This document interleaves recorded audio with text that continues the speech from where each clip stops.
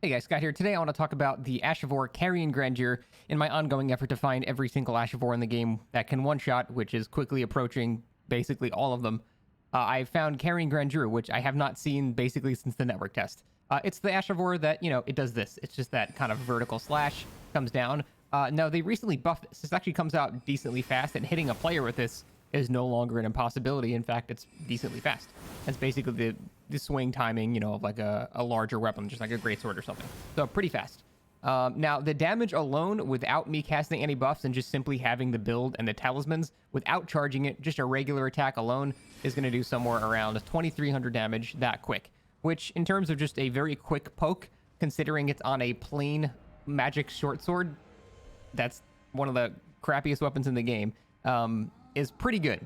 Now, the thing is, it does not scale with the damage of the weapon really at all. So I just slapped on a short sword because I am basically, if I'm going to be doing this, I would be a full int build. Obviously, my stats right now are utterly ridiculous. I'm level 270.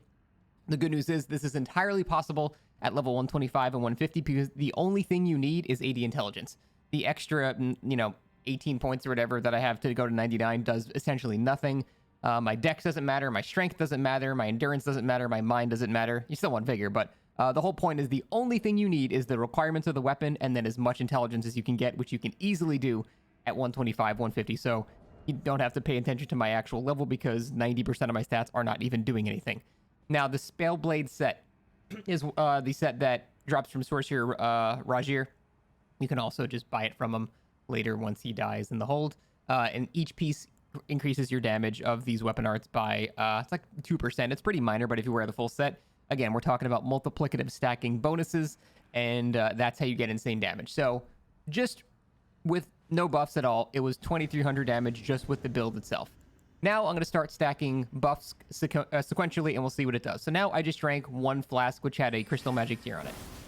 Now we're at 2,700 damage, which is already getting pretty darn high for an attack that comes out that fast. And if we start stacking more and more buffs on this, well, this thing hits harder than almost anything I've ever seen in the game. So I have the Magic Scorpion Charm, the Godfrey Icon, which increases the damage of weapon arts when they're charged, Shard of Alexander, which increases the damage of weapon arts entirely, and then I just have a Ritual Sword Talisman because I couldn't think of anything better to use with this. It's really those first three that are going to do a lot. So if we start actually stacking these buffs, and it's not like I'm, spending 15 minutes before the fight to, enter like hyper mode or anything like that. I'm drinking one flask. And then I walk up to it, and then I cast Terra Magica, and that's it. That's all I'm doing. Everything else is passive. It's built into the actual build itself. And look at this damage. So that did 7,800 damage, which is utterly ridiculous. Again, this is more of a PvE type thing, because hitting someone with a fully charged Carian Grandeur, not super common. I can't imagine you're going to do that very much in PvP. I messed around with it, and I used the Infinite Poise flask. And then I just fully charge it in people's faces. And the thing is, though, it does so much damage that you're so past one-shotting them, you're basically killing them 3 times over in a single hit. You don't have to do that. You just have to do just this. Just the regular one is enough to one-shot a lot of people. So all of that, all these buffs are just basically for stacking for PvE. And I always try to find things that do insane damage without, the generic YouTuber bait where it's like, wow, this plain dagger does so much damage. Let me just use Blood Boil Aromatic and then the Rotten Dumpling with the Rot Talisman and then Seppuku myself and then stand in this and then drink 7 flasks and then use this and then use this and then use this and then be in Red Tearstone range. And then yeah, you can make anything do billions of damage in this game if you do that. But I prefer just making it so I can just chug this.